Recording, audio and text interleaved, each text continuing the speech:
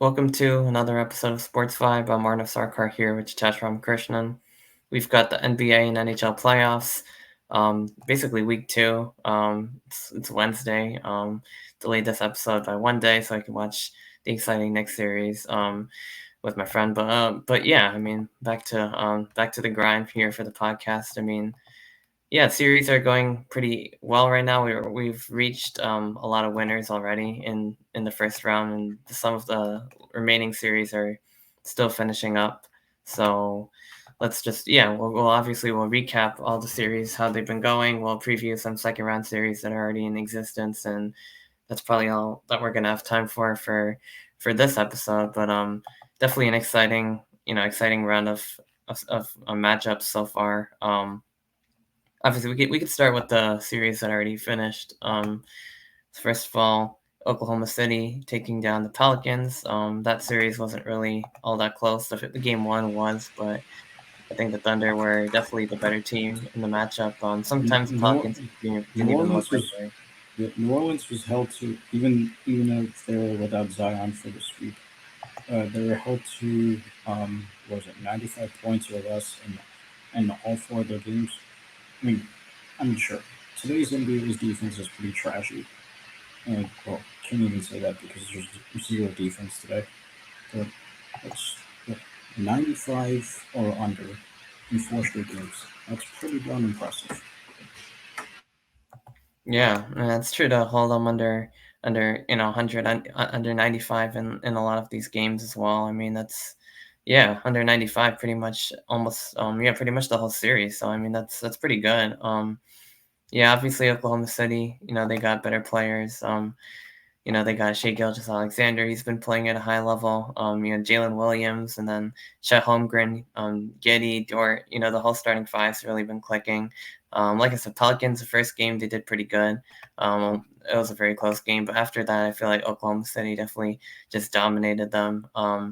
Yeah, I mean, people call this like the weakest one seed in some time, but I mean that's just because they're young. But this is a team that's very talented, and they're very good defensively, pretty good offensively. Not going to be an easy out for any team in the West. So they're through to the second round, and then on the other side of their bracket would be the winner of the Mavs Clippers. That series is tied 2-2 at the time of this recording, with Game 3 later tonight. Dallas and LA. So that should be an exciting Wait, one as well. game three? Don't you mean game five? Oh, yeah, say Game 3. Yeah, I mean Game 5. Yeah, it's tied 2-2. Yeah, that's a really exciting series. I thought the Mavs would have the upper edge, but the Clippers were able to survive a massive meltdown Well, by winning Game 4. The Clippers seem to have an edge whenever Kawhi Leonard's not in the lineup for some reason. Yeah, I think he's still injured, but without that, even without him, Paul George has been playing pretty well. James Harden's been playing really well.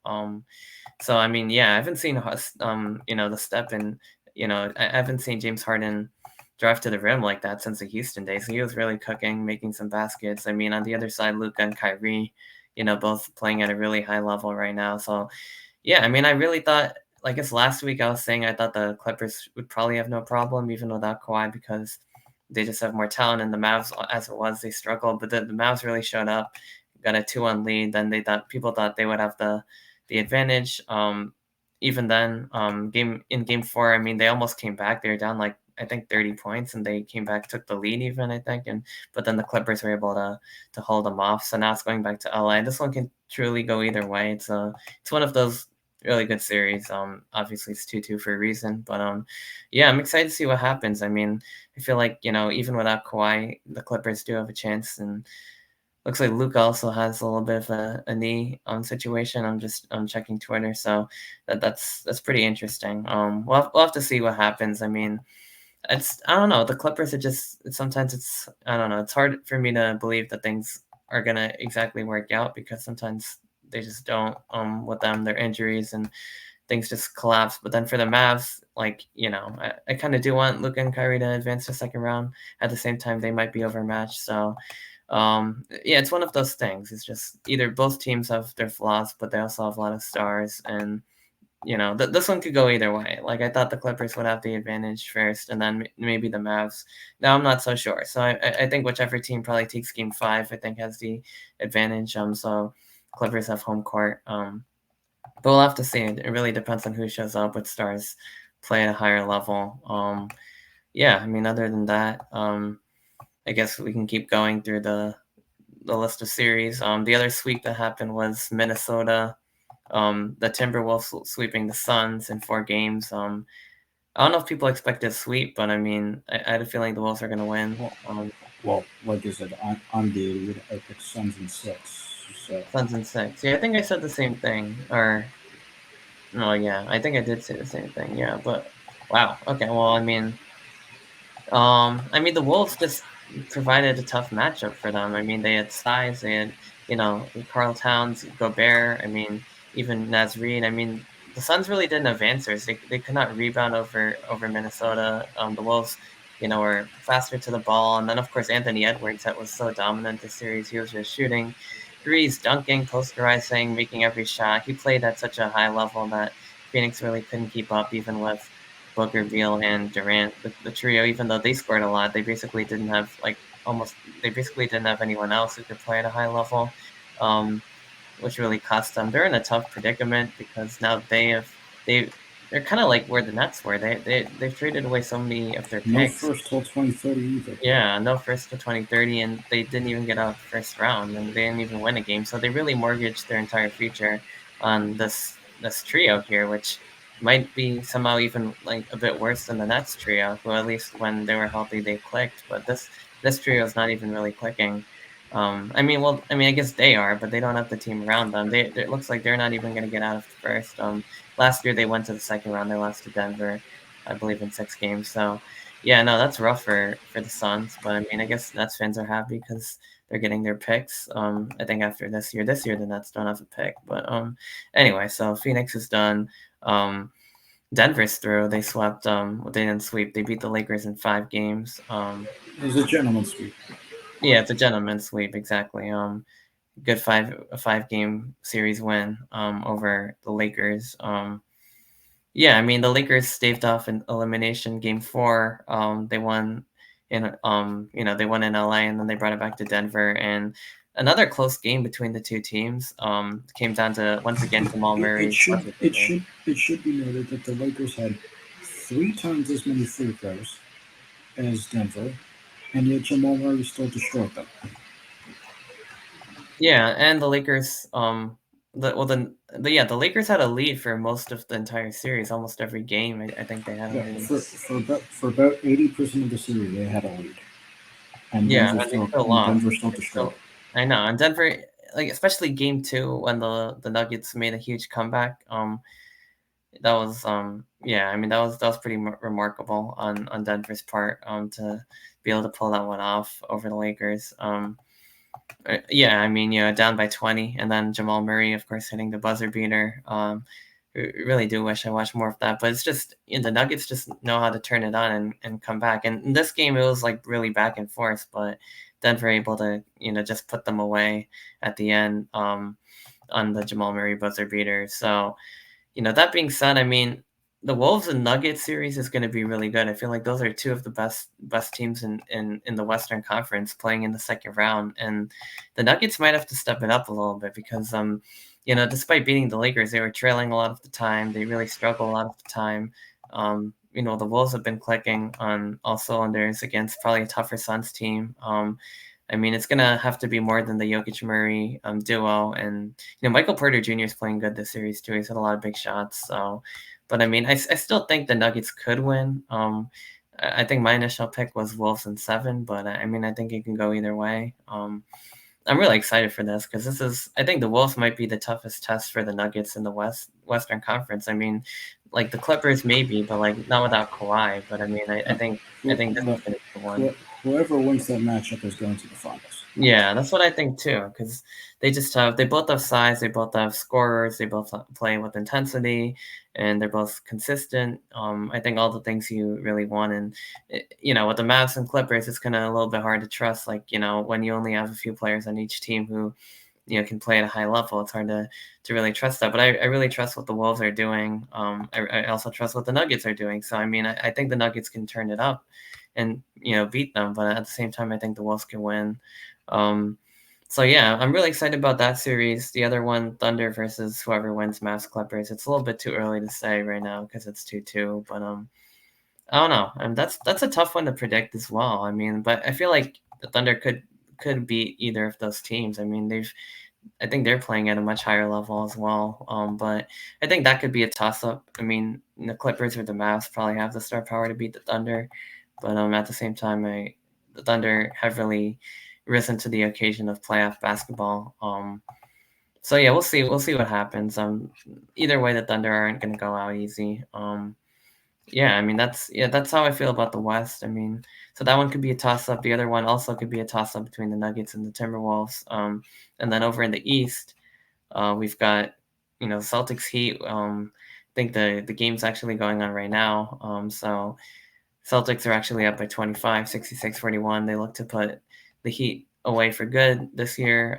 Heat, of course, without Jimmy Butler. Bam Adebayo's leading the scoring right now, but looks like they're really not going to have enough this year. They got one game off of a hot shooting performance where the Celtics went ice cold, but or at least the Heat went really hot on threes and they were able to get one win. But other than that, I mean, the Celtics have been much more of the dominant team. Yeah, and back in Boston tonight, so they look to move to the second round.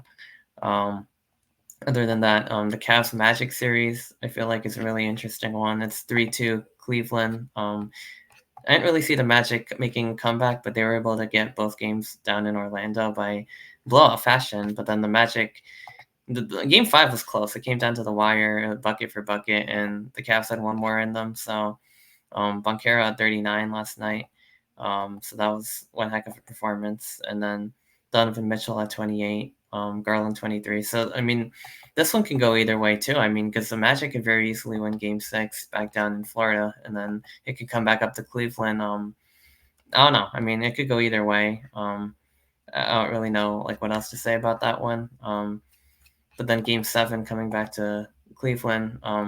Yeah, it's definitely a very toss-up series now. Like I thought the Cavs would probably like sweep them or maybe go 4-1, but the Magic definitely playing with life. So I feel like whoever wins that series is gonna have trouble against the Celtics, especially the Magic, but even the Cavs as well. I mean, I don't think any team in the East could particularly match up with the Celtics well, except for maybe the Knicks probably could maybe, but I mean, even they probably lose. But I mean, I don't think the Cavs or Magic would be much of a fight for the Celtics anyway.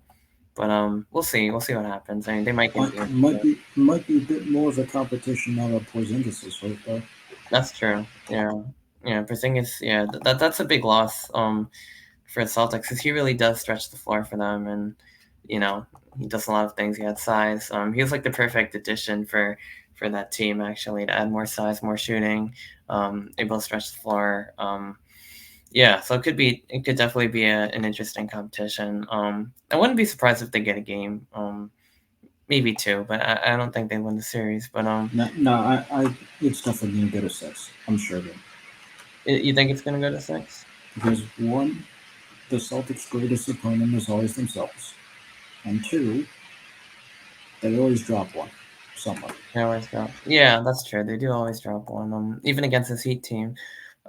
Yeah. So that's true. And then the other game could be the other team has a really good shooting night and they don't or something like that. Like we've already seen that this series too. So yeah, I mean the way these two teams are playing, definitely possible they can at least make it a series for sure.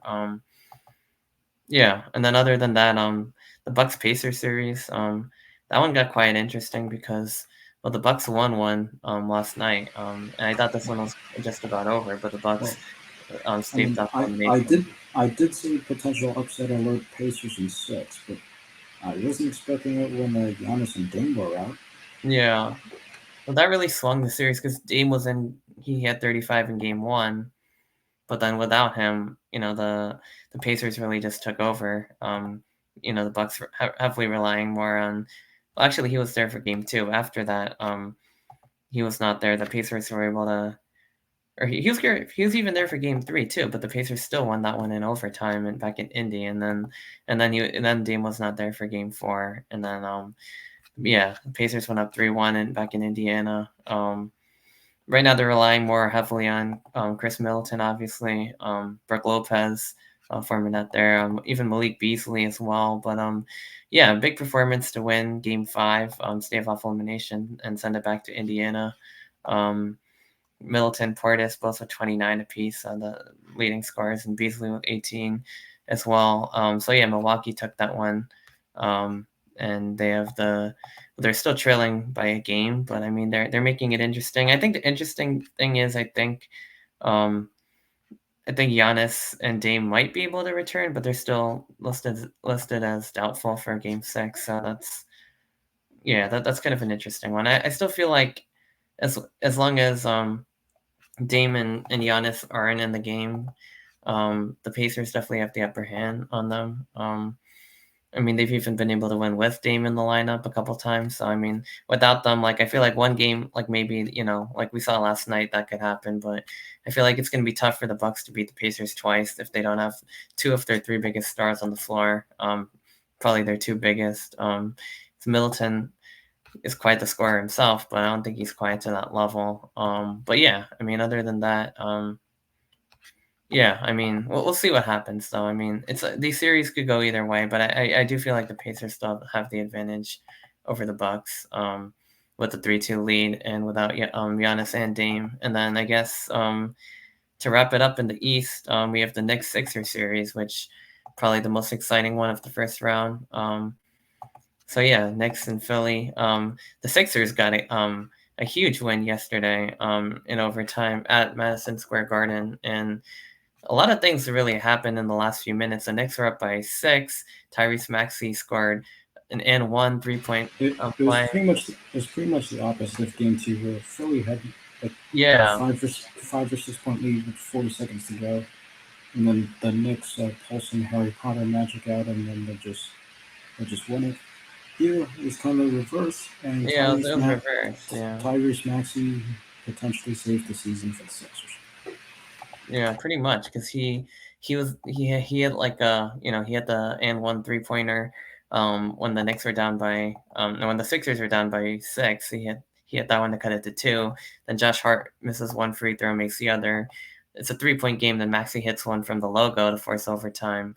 Knicks probably should have fouled there to send them to the line for 2, but didn't happen. So Maxey basically was the hero, and then in overtime, the Knicks again got off to a 5-point lead. Jalen Brunson had 40 points in the loss, but he hit a 3, hit a layup, and then after that, it was the Sixers again. Embiid stepped up in the big moments of that game, in overtime to block some shots. Tyrese Maxey scored some more in overtime. I really like Tyrese Maxey. Like, I mean, I really do feel like James Harden was holding him back. In Philadelphia, because like Tyrese Maxey was always this Well, good. that's not just a theme of Philadelphia. That's a that's a theme pretty much everywhere else James Harden has touched. Well, that too, yeah. That too. Maybe you can even argue that with Cam Thomas too. I mean, but Cam Thomas just didn't get minutes, but he's really balled out. But I mean, in a similar way, like Maxey is that type of scorer. I've always seen it with his game. Is just because Harden was always there. He was a backup shooting guard behind him, and Harden's good. Don't get me wrong, but like I mean, he's inconsistent, and there's a million different problems. But I mean, Maxey's always and then injury. I don't know if he's a little bit injury prone too, but I mean, Tyrese Maxey's, he's always healthy. He has explosive burst. He can get to the rim. He's a great shooter. He's a great scorer. He's just one of those guys who can, really score a lot of points. And in this game, he sure did. He had 46, and he was definitely the savior for, the Sixers. I really thought the Sixers were done when they when they went down 3-1 in Philadelphia. Knicks fans were all over in their arena saying, obscene things. But yeah, I mean, like, against Joel Embiid. But I mean, the Sixers just didn't really seem to have, even though they might have more talent, like they didn't seem to have the energy that the Knicks had, and that was really costing them. Even though they've been able to keep a lot of the games close, the Knicks kind of had that edge. But in this game, the Sixers had the edge, and they were able to reverse a 6-point deficit with like about a minute and a half or so in the game. So I mean, shout out to them. They're still a good team. I mean, the series isn't over. I mean, this is going back to Philadelphia for Game 6. It's a 9 p.m. start time in the East, which is a very interesting tip time. But I guess they put the Bucks Pacers at 6:30. Should be a really good one. If the Sixers win, I mean, by all means, this is a series. But I still think the Knicks have the advantage. I think overall they're still playing with more energy. Um, I think they'll be able to figure it out for one game. But I mean, you can't rule out the Sixers making a comeback with the amount of talent they have, and if Maxey and Embiid step up the way they can, and they get even one or two more guys making a few shots, I mean, they can they could potentially win. So we'll see what happens. I mean, I really thought the Knicks really had this series locked up, but I mean, I thought Game 5 at the Garden was just, the atmosphere was insane. But at the same time, you know, yeah, I mean, I thought it was going to be the coronation of, the Knicks and going to the second round and cruising by. But I mean, the Sixers really showed up. So I mean, definitely a chance that the Sixers come back. With that being said, I think the Knicks take it in 6 games, or maybe even 7. But I think the Knicks do get the win overall in the series. And yeah, that's pretty much the first round in the East. Yeah, I mean, with the Celtics going through, they'll play the winner of Cavs, Magic, and then these two other series. Right now, it looks like it's going to be Knicks versus Pacers, which I'd predict the Knicks to win that one. But don't count out either the Sixers or the Bucks just yet, because those two teams are very much in the mix. Game 6 is tomorrow night. So yeah, that's pretty much the NBA playoffs. First round, very exciting. A lot of series, a couple sweeps, but a lot of series still going into 5-6 games, and that's what you want in playoff basketball. You want excitement, you want long series, you want back and forth, you want all the intensity of Knicks Sixers, and I think that's by far one of the best. But even Magic Cavs, which no one was watching, turned out to be a great series. And even Denver, the Lakers, those get a lot of close games in that series too. And so yeah, I mean, anyway, that's pretty much how the East is progressing, and the West. That's pretty much how the NBA playoffs first round's progressing, and second round matchups coming into play. The one that everyone's going to be excited for, Timberwolves Nuggets. That series starts on Saturday. So with that being said, we can flip over to NHL, where another round of exciting first round matchups are going on. So, yeah, obviously, I'll flip it to you. So you could, drive the bus on this one. I'll we can call All right. next. Well, let's start with the sweep. Rangers Capitals. So this was a series that was very much one-sided, obviously, by the New York Rangers. Looked very dominant on special teams, very dominant on just their forechecking.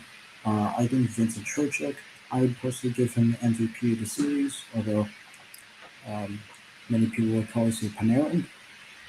Ovechkin, for someone who's supposed to be the greatest goal scorer of our generation, and there's only 42 goals behind Wayne Gretzky for the all-time leader in goals scored in the regular season. Where the hell were you? Uh, like seriously, I couldn't find you. I couldn't find you anywhere on the ice. You made no attempts to shoot. You made no attempts to pass the puck. You didn't get involved in the offense whatsoever. Like, where did Ovi go?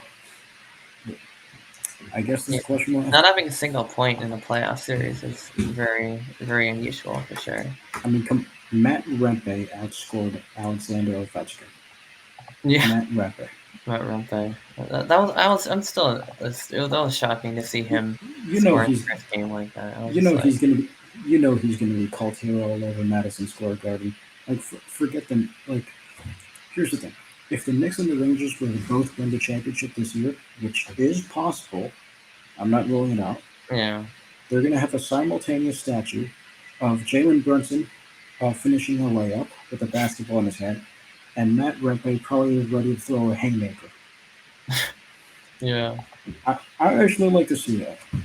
It would be pretty funny, honestly. Yeah. Someone was saying Matt Rempe should join the Knicks, just to prevent Philadelphia's players from, injuring anyone. But then he'd get a flagrant two within 3 seconds. Yeah, hockey's a Well, whole different guess ball game. I guess Matt Rempe would match up very nicely against Joel Embiid for that reason.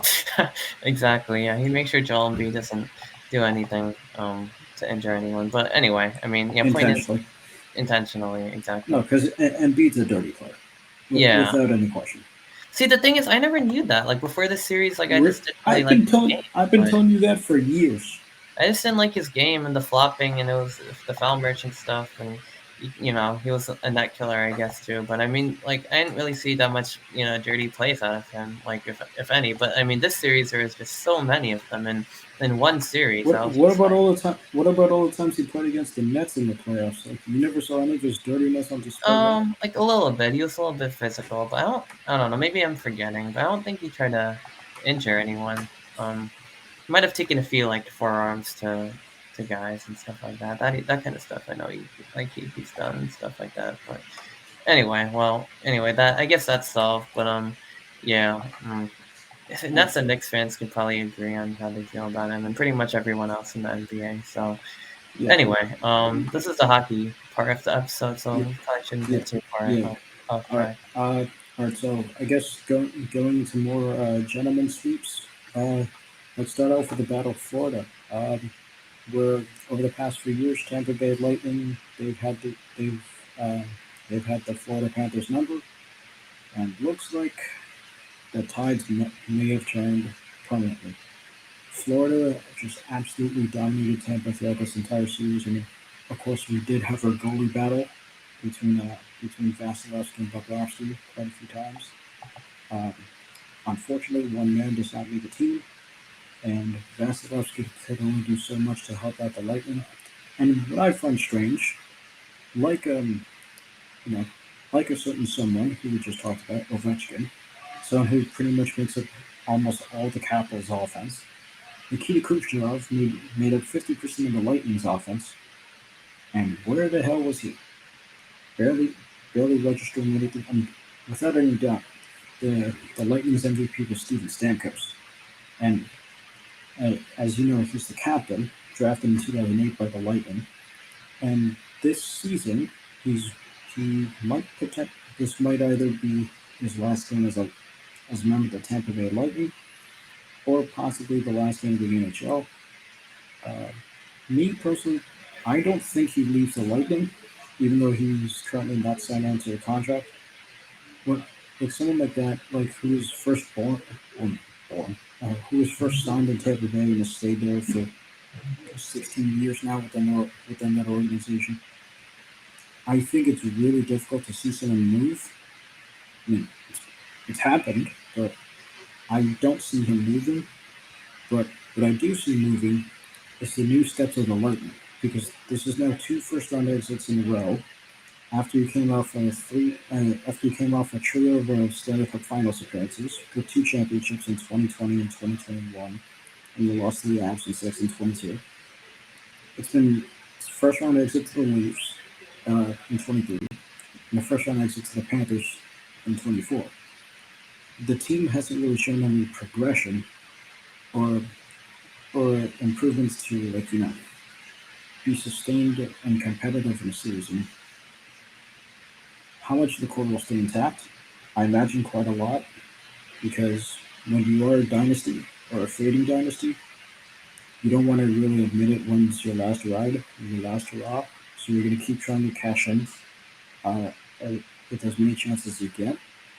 But ironically, doing that will end up screwing you. Just ask the Detroit Red Wings from just ask the Red Wings when their playoff streak ended in 2016, and look at the abysmal mess they're in for the past couple of years. So, but I guess enough talking about them. Florida Panthers. Uh, so my takeaway from this series is that Bobrovsky is Bobrovsky should be indicted.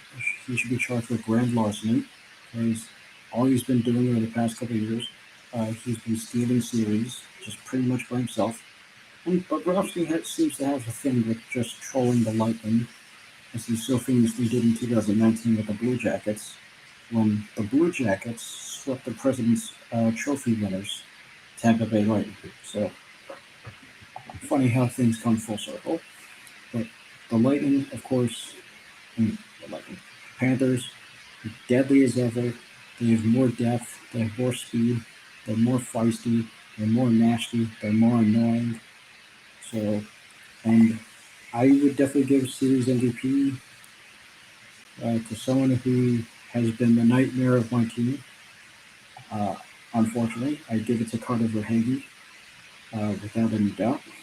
So, I mean, regardless of who they get in round two, whether it's the Bruins or the Maple Leafs, it's going to be a rematch for Florida, and it's going to be interesting to say the least. All right, let's see. So now that we got that one done, um, first I'm just going to handle all the series victories. So Rangers done, Florida done, uh, Carolina. There we go. Carolina Islanders. Uh, Not the Carolina Islanders. Hurricanes versus Islanders. So this series, I mean, of course, it was a matchup between last year and the Hurricanes 1-5. No wait, Hurricanes 1-5 or 6 last year. Can you search that for me? Versus the Islanders. Yeah, I think it was 6. Might have been 6. Oh yeah, let me look that up. I think it was 6. There's still a first round matchup. Yeah, I remember that. Well, I this think year it it. was 5, but Yeah. no, last year was 6. Yeah, Okay. All they fell in 6. The right. So Devils fell in 4. Actually, I remember that one too. But yeah, anyway, that was in 5 wait. against the Oh, Canes. that was 5. Yeah, what am I Yeah. saying? Yeah, they got 1. Yeah, Yeah. So by but yeah. memory. Anyway, Yeah. yeah. So it was just like a rematch of last year. Carolina outmatched the Islanders and definitely on offense. I mean, that's not exactly much to be said there, but the Islanders certainly kept it a lot more competitive than they did last year. I mean, the Islanders were able to build leads. They were able to hold off Carolina's ferocious attack for a while. And if they didn't choke game two, which I still don't know how they did, this series would have definitely gone to 7, and we would have potentially been on upset watch. But we're not there. So what holds for the future? I think Patrick Law should still remain as head coach for the Islanders. He definitely brought them. He definitely brought a lot more energy and juice into the Islanders itself when Lambert was canned and Wall was brought in. But I mean, then again, Wall was a goalie back in his days, one of the greatest goaltenders of all time. But even still, the Islanders the Islanders penalty kill did not improve whatsoever from the coach firing. So if there's one thing the Islanders need to work on um, in the offseason, it's addressing their horrible penalty kill. You cannot win anything in this league if the penalty kill is that awful. I mean, you're practically letting goals score left and right. But come on. Now going into Carolina. Carolina, I said last year, if you remember correctly, that the reason that one of the primary drivers was Carolina did not go to the Stanley Cup Finals was because they had a dire lack of offense. And who they added from the trade deadline and from waiver pickups? They've added Jake Gensel from the Penguins. They've added Evgeny Kuznetsov um, from the Capitals on the waiver. And I don't know if you saw the game yesterday. Kuznetsov has his famous thing during penalty shootouts or just shootouts in the regular season where he takes like 3,000 years just to like just like dribble just to dribble the puck and then just take a shot on goal. It's very annoying but very entertaining at the same time, and that's what got Varlamov to bite yesterday on one of the penalty shots. But now that they have those two on there, and they still have Sebastian Aho, they still have Martin Necas, they still have Jacob Slavin, whatever it is. Carolina's offense is definitely a lot more pronounced. Um, so I would I would be certainly shocked if I mean, well, if they're going against the Rangers. Oh, okay, they're going against the Rangers in round two. But, I would certainly be shocked if Carolina's offense um, seriously lays it down here because that's their primary reason why they weren't going against the Knights last year. So I think Carolina versus New York. That's going to be a matchup. That's going to be a very interesting matchup. And if you remember, this is a rematch from 2 years ago when it was New York versus Carolina, where every team won their home game except for Game 7, where New York still led 6-2 in North Carolina, and then they went to play the Tampa Bay Lightning in the Eastern Conference Finals. So I'd say the biggest takeaways from that. Oh yeah, oh yeah, someone who's played for Carolina and now is in New York, Vincent Trocheck. So this is certainly going to be a very interesting series. I think between goalie matchups, Shesterkin and Frederick Anderson, uh, Igor can get very hot very easily, but Frederick Anderson is a lot more consistent in net. So I might have to go with Anderson there. I think the Rangers have a better primary defenseman. Uh, Carolina certainly has more depth, but the Rangers have a lot more firepower. So it's going to be a tough call. I think I might have to give the Hurricanes in six. Hmm. Against the Rangers. And what? Well, I mean, yeah, who else? Yeah. Then No, it's the. no, no, no. And what? Like how many? Oh no, I mean, like, you said against the Rangers in six. No, I said Hurricanes win in six. Yeah. Right. Yeah. Hurricanes against the Rangers win in six. Yeah, I think that's.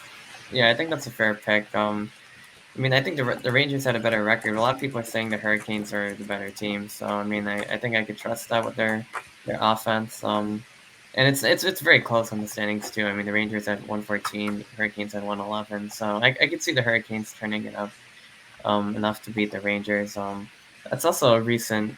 Didn't the Rangers like beat the Hurricanes a couple years ago in the Yeah, playoffs? that's what I said in the second round in Yeah, in 2020. the second round, and then they lost to Tampa, right? Yeah. They, yeah, yeah. Yeah, he did. Yeah, you And mentioned get, that. Yeah. yeah, and getting back to the last gentleman sweep, we have Winnipeg versus Colorado, where the Avalanche reign victorious. So uh, apparently, this is a new stat. Winnipeg is the first team in hockey history to allow 5 goals consecutively in 5 games in the playoffs. Now, what you might find more surprising about that is who's in net for all that time. Connor Hellebuck. He's a Vesna finalist. Vesna, as you remember, is basically the award for best goaltender. Hmm. Something tells me this is going to be a big knockdown on, even though Vesna is supposed to be a purely evaluating performance in the regular season. Something tells me people might use this as a reason to not have Hellebuck win the Vesna. But point deciding from that, after we had like the hockey duel of game one, where it's just goal after goal after goal after goal. Alexander Georgiev has certainly solidified himself. He's played a lot more consistently for the Avalanche for games 2 and 5. Um, I mean, sure, he let in a few sloppy goals he shouldn't have, but Georgiev's play has gotten a lot more consistent. And of course, when the Avalanche has someone in net they can trust, and especially with an offense as deadly as Colorado's. I mean, come on, you have McKinnon, you have Rantanen, you have Drulin, who might be coming back healthy for the second round. You have Makar, an offensive defenseman, basically the second coming of Bobby Orr. Like, you have all these pieces. Like Colorado, if you're not playing against Colorado, I would say they're the most entertaining team in the league to watch because Nathan McKinnon is a lot like Max Scherzer, a complete psychopath when it comes to competitiveness, and I love that. He's like a freight train on ice. It's amazing to watch McKinnon play. He's my pick for the Hart Trophy, but I'd love to see what the Avs do going forward. Uh, as for who I think the Avs will end up playing, or yeah, you know what?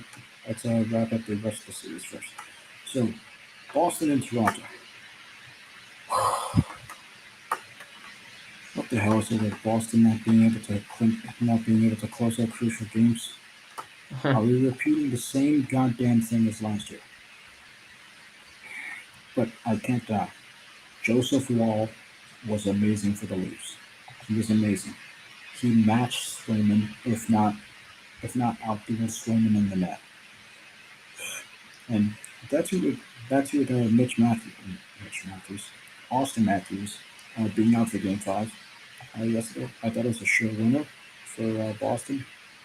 Apparently not, because if there's one thing I learned from watching Boston teams, especially the Celtics and the Bruins, they never like to make it easy on themselves for some reason. I have no idea why, but it's just something they're addicted to. So hopefully Boston can close it out in Toronto. Well, I don't even know at this point because I'm seeing the same damn script as last year, and it's That's not 3-1. frightening. Yeah, It's not frightening. It's just maddening. But I that's don't fair. even want to get into. No, no. What I'm gonna say has to apply to Boston if they end up losing this series. So I won't even go there yet. As for Toronto, well, all you need is one game to spark a fire under you. And yeah, Matthew Nyes clinched the game winner yesterday. So Toronto's certainly going to be playing with a lot more fire. And let's just see where it goes from there. And it's possible that Sheldon Keefe is even coaching for his job too. So let's just see what happens. Um, let's see. Okay, so that takes care of the East for now. So going back to Edmonton versus Kings. As I said, this is basically a three-peat of first-round matchups, with the Kings getting the victory twice. I mean, not the Kings, the Oilers getting the victory twice, and it seems likely the Oilers will end up three-peating with their victory here. But what I find strange is if you watch Game Four, the Oilers are known for scoring like 5 million goals a game and everything, and having one of the most dynamic offenses on the ice. And yesterday, the Oilers offense put up 13 shots on goal, and they still won the game 1-0 because Stuart Skinner was an absolute beast in that. Like I know many people don't appreciate the defensive side of games anymore. Like people don't appreciate pitchers duels. Like if it's 0-0 going to the seventh inning and both pitchers are like 90 pitches in with like seven strikeouts, people don't appreciate that anymore. Or like a defensive battle where it's like in the NBA, it's like I don't know, like 90-90 with 5 minutes to go. I mean, that doesn't. I mean, that probably gets a lot more love than that, or like a 10-10 football game with like 5 minutes to play or something like that. But a hockey defensive, a hockey defensive masterpiece. Many people do not appreciate that. Everyone, as you know, appreciates like the guns blazing, um, goals scored or points scored every like 3 seconds. But still, that was a very entertaining game to watch yesterday. So the Kings are looking to stay off elimination. Will they be able to successfully do it? I think the Kings will win Game Five. But they play tonight, right? Let me see. Yeah, tonight at 10. Yeah, I think the Kings will win Game Five, but the Oilers will still close it out. Whether it's at Edmonton or in LA, that's up to the Oilers. But I think the Kings will still win this game. And let's see. So let's see. Going to Game Five now. I mean, uh, yeah, Game Five of Dallas versus Vegas. Ooh, I this is know. fun. This is so much fun to watch. First, it seemed like Dallas learned nothing from their first two games after just getting killed on national television by Vegas, and then suddenly the Stars decide to return the favor in Las Vegas. Now, Game Five. This is like ancient gladiator style. I love it. Right now, currently speaking, the Stars are ahead of the Knights 3-2 with about 90 seconds left to play in the second period. And if the Stars end up holding on to the victory for this game, that's going to be huge because you set yourself up with home ice advantage, and also because you make things, of course, a lot more difficult for Vegas to control. But I did say going into round one that the Knights were the worst possible matchup for the Stars. So even if the Knights lose Game Five, don't expect Game Six to be so easy. Also, and last series from the West, this is my upset pick. I picked Nashville in six. So far, Vancouver is in the lead 3-2 in the series. It could just very well be the other way around. If the empty netter was hit by Nashville in Game 4, the series would have been tied 2-2. But the empty netter was missed with 154 left to go. Brock Besser, he has the game of his life, scores a hat trick for the Canucks. And then the Canucks put it away with about a minute in overtime to take a 3-1 lead. Nashville fights back, 2-1 victory, Game 5. So, I mean, I'm not necessarily mad at the outcome because I like Nashville. I just didn't know if Vancouver started off the season very strong and then just slowly started to fade off. So, and I thought Nashville riding in very hot. I thought they would be a nice upset pick. I I don't know if Nashville will end up winning the series, but I still think it'll probably end up going to seven, and that's something I'd really love to see because playoff hockey is just the greatest thing in the world. Yeah, it really is. I remember, yeah, we were both up late watching the Golden Knights Stars game. Game three, where Wyatt Johnson puts away the winner. Yeah, and Stars were back in it, and then they won Game 4 also in Vegas, and they're up 3-2. Right around the end of second period here in Game 5, also, and now switching over to Dallas. So that's it's kind of what happened with the Devils Rangers series. The Rangers won 2 in New Jersey, and then the Devils won 2 in New York, and then won Game 5, and then the Rangers won Game 6, Devils won Game 7. But Stars trying to make the comeback here. Yeah, definitely very much in this one. Yeah, so I mean a lot of good series. And Maple Leafs up. I mean the Bruins are up 3-2. Yeah, we already went through all of those. But yeah, are there any like second round like matchups confirmed? Yeah, well I guess the Rangers Hurricanes is ready to Yeah, go. So yeah, that's the only one that's confirmed right now. right. Yeah. But like I said, I think it'll be Carolina in six for that one.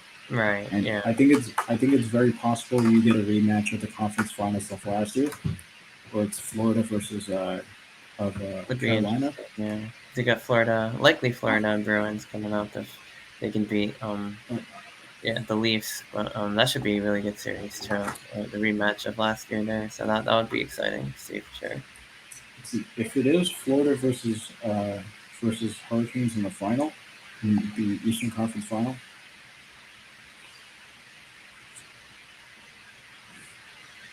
I think I'd go Canes in seven.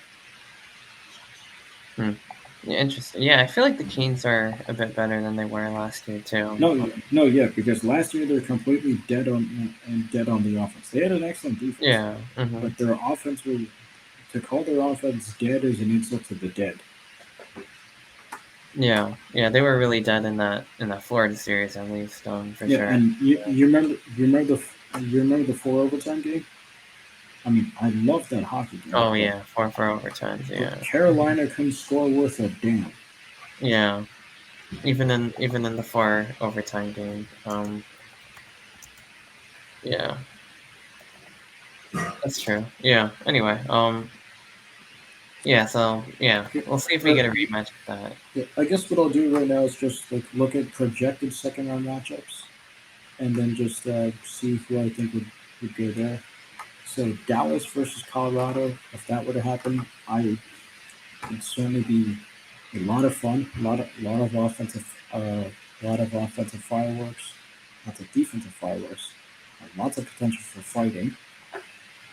Um, I go, I'd probably go Colorado in five. If it's Vegas versus Colorado, I'd go Colorado in seven. See, Vancouver versus Edmonton, I'd go Edmonton in I'd take Edmonton in the sweep. If it if it's Vancouver versus Kings, without a question, Vancouver in five. Nashville versus Edmonton, Edmonton in five. Nashville versus Kings. I doubt that's going to happen, but still, you have to account for everything. I would take.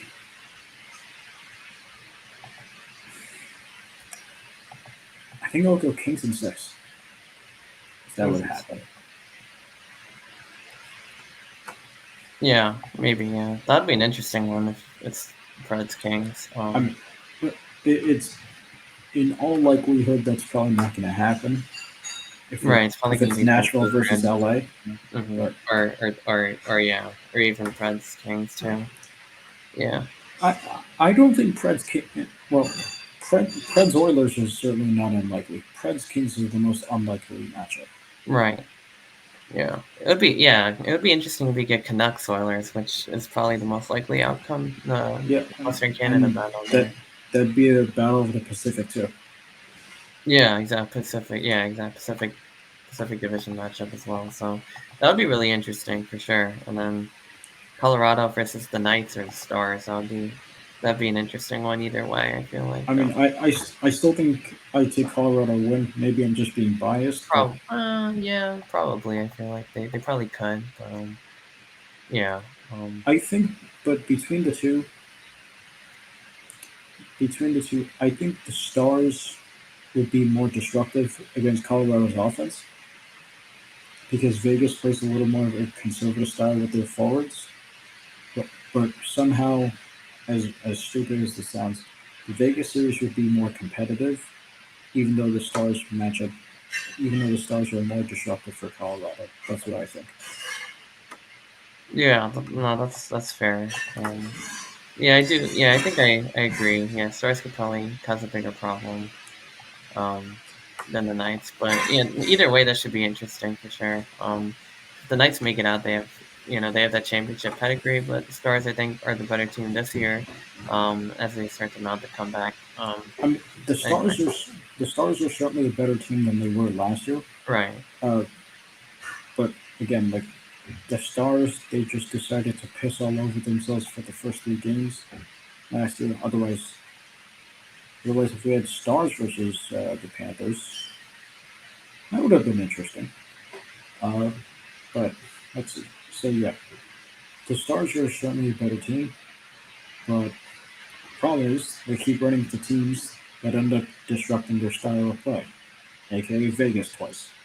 So if the Stars do hold on to take Game Five, then that's going to be huge. And if they end up playing Colorado, not only I think Colorado will be on the road once again, so they'll need Georgiev to be at his best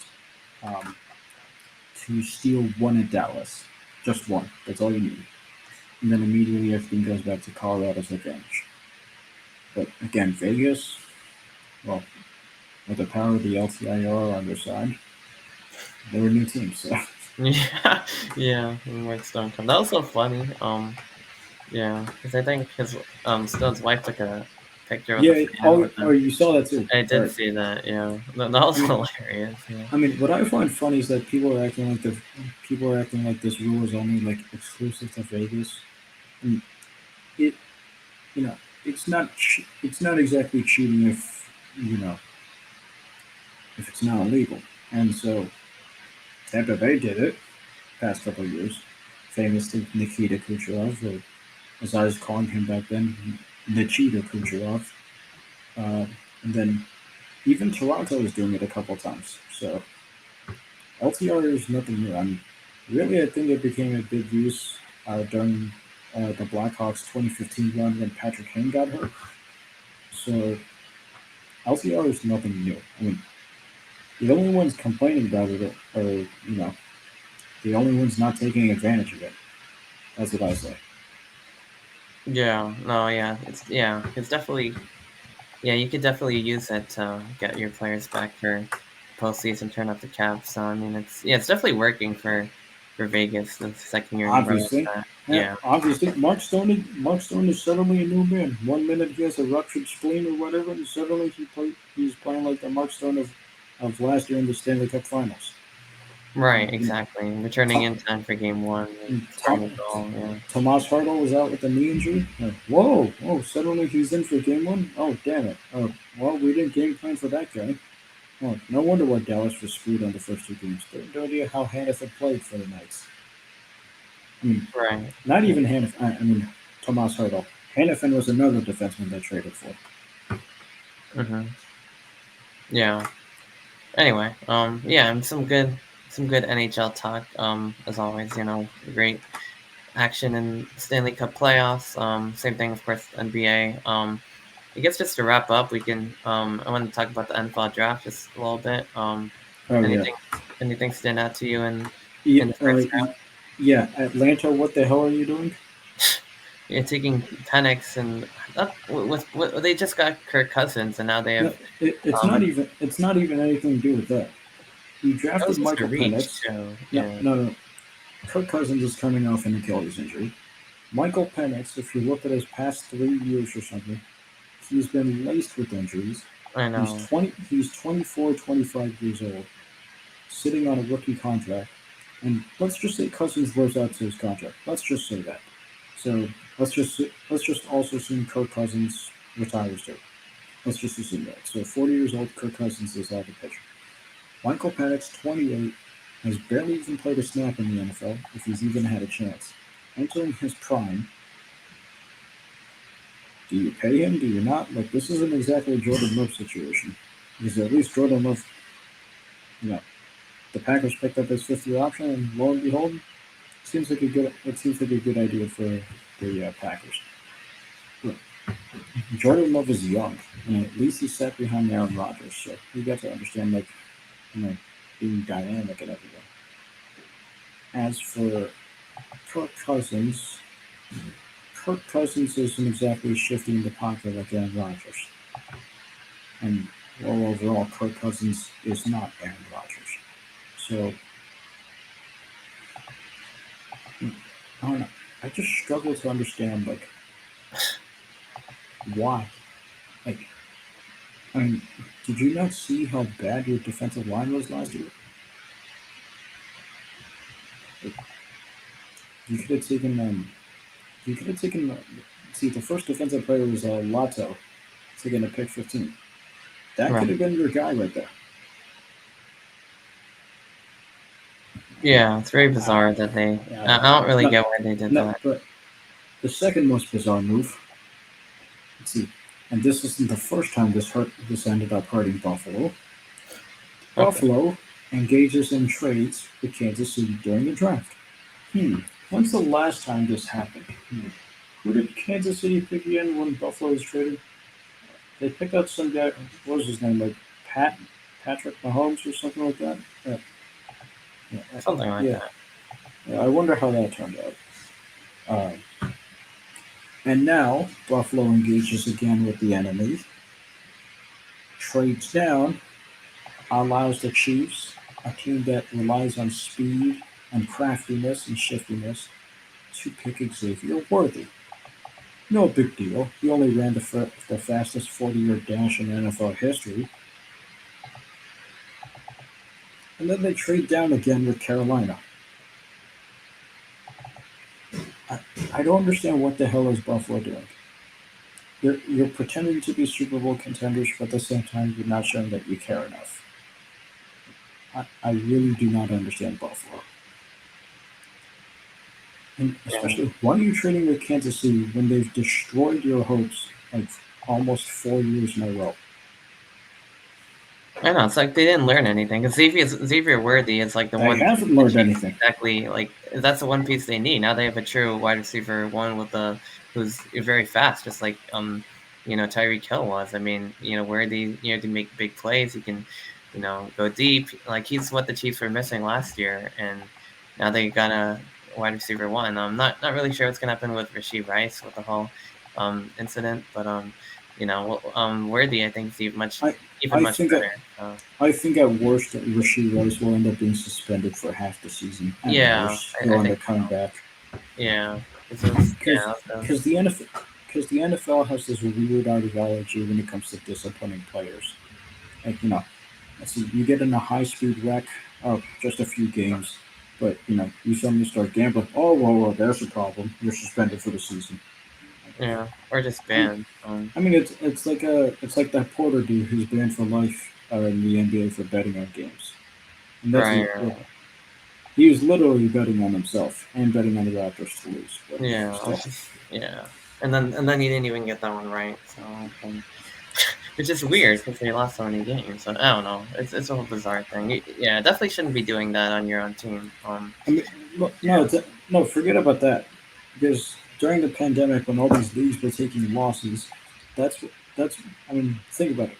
From the past, from the 2010s itself, all these leagues, the NHL, the NBA, the NFL, the MLB, all were saying no, no to sports betting. No, no, no, no, no, no, no.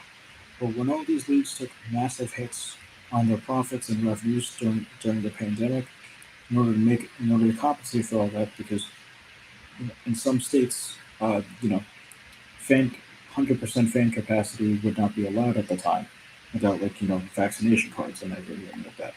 So the league incentivized a way to earn back some of its losses by taking sports betting deals. Why else do you see every 5 seconds, like during NFL Sunday, you see you see you know DraftKings, FanDuel sponsorships, BetMGMs, Caesars, like, and then of course Calvin Ridley, as we know, gets suspended for a year for betting, and yet the league is sponsored by, gambling. So I, I don't really know what to make of it. It seems, it seems hypocritical, yeah, but not exactly in a way, because I mean, here's my thing. I mean, then again, you know what? I just thought of the counter argument in my head while saying this right now. Let's just say, for example, um, here, let's just take a couple examples. Let's just say Justin Jefferson, he just put like a parlay on Tyreek Hill. He's betting on Tyreek Hill to get over 125 yards and over 1.5 touchdowns. You know, and every player these days knows each other. Everyone has their phone. Everyone has their phone number. Everyone follows each other on Instagram and everything. All he has to do is be like, "Yo, Tyreek, I just put $50,000 on you. Can you just like run for like 1,000,000 yards and score like 1,000 touchdowns? Thanks." So like betting has broken these leagues. I will say that again. Betting has broken the leagues, and I think they're still too stupid to realize it. yeah. No, yeah, it is. Yeah, it's a little bit hypocritical because of how Yeah, much they promote yeah, gambling, and then and obviously the players themselves shouldn't be doing that. I can see why that could create, yeah, and integrity violations. And I don't know if you remember this. Look this up for me, okay? There's a game back in November with the Warriors. I forget who they're playing. The Wizards, maybe. I don't know. Um, where Gary Payton, Gary Payton II, had a very obvious reaction, I believe, to a line being hit. I think the Warriors were favored by 10 or by 11, so it's on the minus, so -10, -11, and the Wizards locked in the spread or something like that. And his reaction was like this, like, oh, no, yeah, because all these advertisements around the stadium, you could see like the lines being bet, you could see the odds, you could see like like shifting, yeah, yeah, yeah. yeah, Bad beats, like there's all that stuff going on. Steph Curry plus 250, over or under 5.5 threes. Like you can see here. Search that up for me right now while you're on the computer. Warriors, Wizards. No, no, no. Gary Payton. Uh, Gary Payton like spread reaction maybe, or like Gary Payton like betting reaction, something like that. I don't know. You'll probably find it. I think it was a game in November, if I Yeah, remember yeah, I'm correctly. seeing it now. Yeah, Okay, so you know what I'm talking about yeah. then, right? Yeah, I'm reading it right now. Yeah, yeah. 'Cause I think Yeah, you see Wizards the are shot. Yeah, the Yeah. Wizards card drained a meaningless three in the final Oh, it seconds. was the Wizards. They won by 11, and then the Wizards were able to Wizards basically cover the point spread, and then yeah, Gary Payton, Chris Paul knew, or they had a Yeah, reaction. yeah. So You I guess see the they knew what the reaction. spread was, which is Yeah, kind of funny. Yeah, yeah. You see the reaction, right? Gary Payton was like this. yeah, Yeah, he was like yeah, that. yeah. He covered his face. Yeah, that is. Yeah, I'm seeing it now. Yeah, that is very interesting. It is a hypocritical stance, kind of, in a lot of ways. At the same time, like I get it. Like if you're playing in the game, you should not be betting on, especially your team, but really any team in the league. It's just like, I it's definitely a no-no. That I mean, it's weird that they take it more seriously than some more serious things, but at the same time, I get it. You have to kind of draw the line in the sand there, because if that starts happening, that could influence actual games, and then who's to all say bets it? are really off. You know Who's what to I mean? say it already hasn't? Yeah, exactly, right? So, I mean, I mean, think the like these leagues we've had a litany of all these gambling issues, and by legalizing it and not legalizing it at the same time, they're only making things more confusing for themselves. Like, of course, Of course, the most famous gambling um, scandal in sports history, or at least in American sports history, the 1919 World Series, also known as the Black Sox scandal. You know the story. mm, Eight Chicago White Sox were found to have made deals with the mob to throw the series against the Cincinnati Reds. Of course, shoeless Joe Jackson, the only, I will say, the only one to hit for like 350 in the series, and the only person to hit a home run, was also banned for life in the Baseball Hall of Fame, even though it seemed like he's the only one actually trying in the series. So that was a very dark mark on baseball, and of course, revisiting your old friend. Speaking of Cincinnati Reds, Pete Rose, the you know the all-time leading hits man in the MLB with 4,256. Famously bet on games when he was a player and a manager, and the Reds lost. Banned for life from Cooperstown. He's been applying for almost 40 years now to just let him in the Hall of Fame. So another betting scandal right there. And again, back to baseball. Now we got this whole Shohei Ohtani thing. Except Shohei Ohtani, at least, well, we have to wait for more of the things to come out. But Shohei Ohtani, at least it seems, isn't betting on himself. I mean, like, right. yeah, like it's more along the lines of Ibrahim Muzahara has stolen $60 million to cover for his stolen 60 million from Shohei's bank accounts to cover for his gambling losses. So it's not exactly gambling, but it's still a line to pay attention to. And of course, we had Michael Porter's brother, Michael Porter Jr.'s brother, during the NBA, literally fixing the game for himself, but apparently not fixing it successfully, um, and apparently making it way too obvious for the NBA to realize that he's been the one doing all this gambling. Hmm. It's obvious because if you've ever registered for these gambling sites, they ask for your age, they ask for your social security number, and all that stuff. You're going to be found in 10 seconds. Like, Yeah. come on, you idiot! I mean, Like, did you really think you weren't going to get caught? Like come on, the government has had all of your information since the minute you were born. Like, what are you doing? yeah. No, the funniest thing was when Larry Nance was like, he was like joking about. Oh, he wasn't even joking. He was just like, I'm betting on the Pels, and then he's like a second later, he's like, I'm not betting. Jontay. That was the funniest. That was like the funniest. He's like, I'm not betting. No Jontay. It's like everyone started the whole like press conference room was just cracking up because of that. But I'm pretty Yeah, sure he thought of that in advance, and then he just wanted to be the first one to say that, or I it was would not be surprised. it was because it was just so funny that he. Oh my god! But I mean, Michael Porter Jr. is like like he's going through a lot. Like I'll just put it that way. But oh man. Anyway, I mean, I guess I just yeah. I mean, it's a good talk.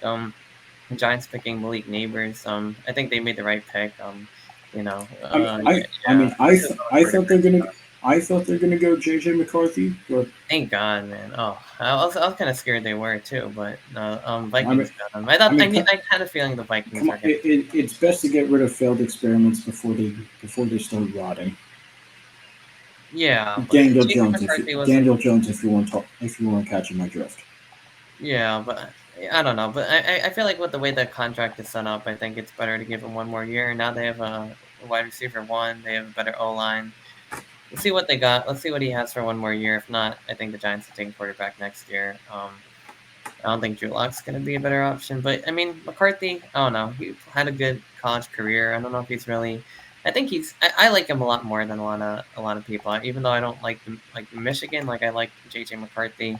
I respect his game. I respect his mental toughness and his clutch ability. But I don't know if it's going to really translate. But I mean, we'll find out. I mean, he's probably going to eventually be the Vikings starting quarterback. Maybe not this year, but maybe in the future with Sam Darnold. But yeah, I do really like the guy. I think he'll beat out Darnold. I think so too, because Sam Darnold really isn't all that great. I mean, I really hope it works out for him, but I'm kind of too scared it's going to be like Daniel Jones 2.0, but worse. And like, I don't think the Giants could really afford that. So I'm glad they went with Neighbors. I think it was the right pick. Other than that, I mean, obviously Caleb Williams to the Bears, Gene Daniels to the Commanders. I think they were between Daniels and McCarthy, and then the Patriots, of course, taking Drake May. It's pretty decent, also, I guess. But a little bit more average, but it's still pretty good. Pretty consistent. Cardinals getting Marvin Harrison.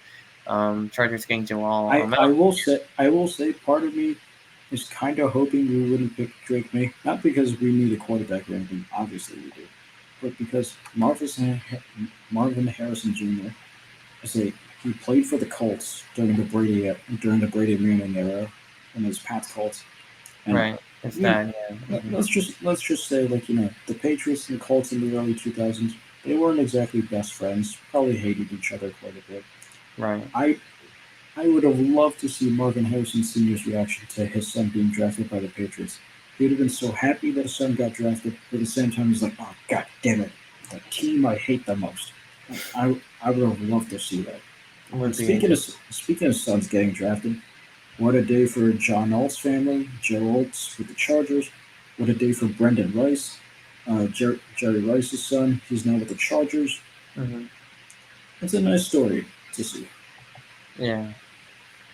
Yeah. Another. Yeah. For the Cardinals. In addition to Marvin Harrison, Max Melton getting drafted from Rutgers. Little Big Ten matchup there.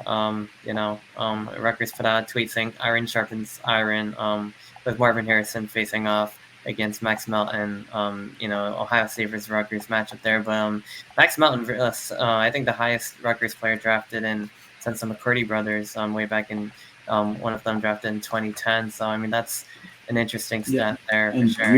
you know me. I love the McCordy brothers. Oh yeah. Mhm.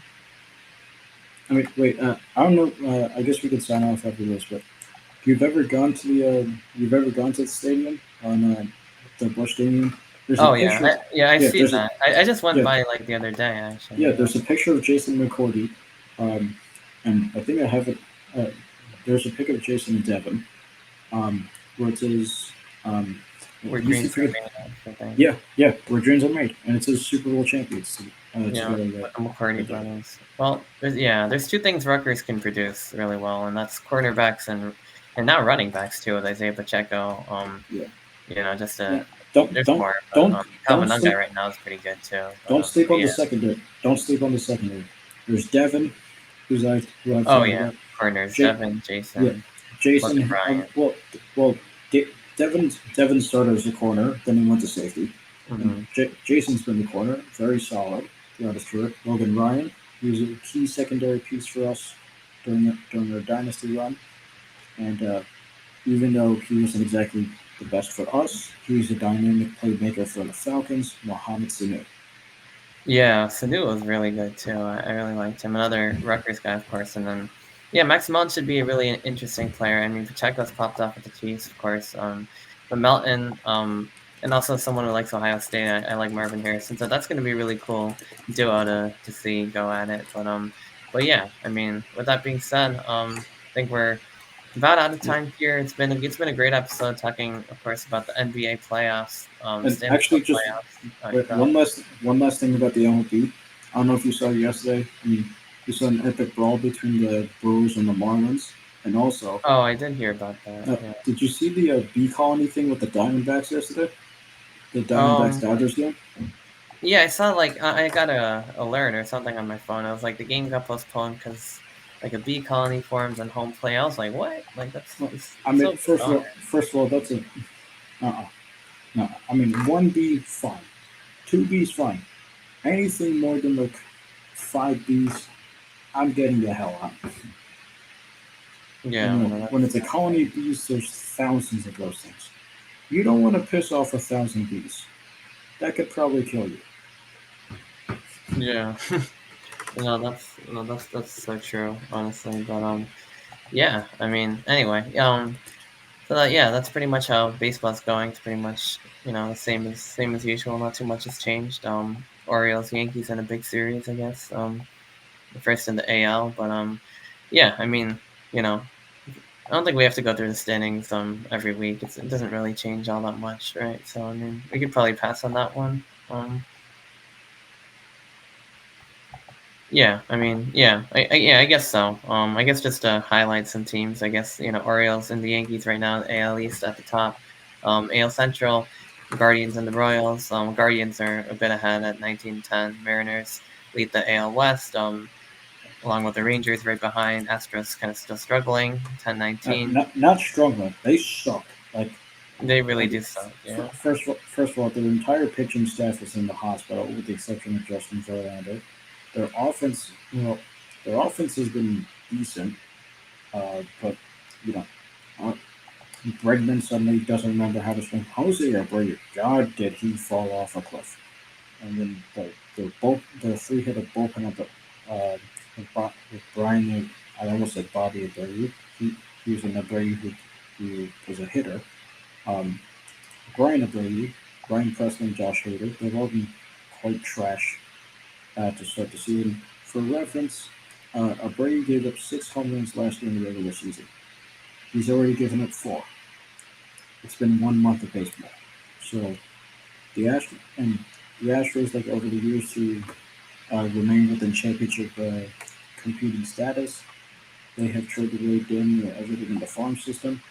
So this is probably, assuming the Astros don't like suddenly go on like a 50-game winning streak, this might end up being the last hurrah for Houston, and it's going to be a long rebuild probably.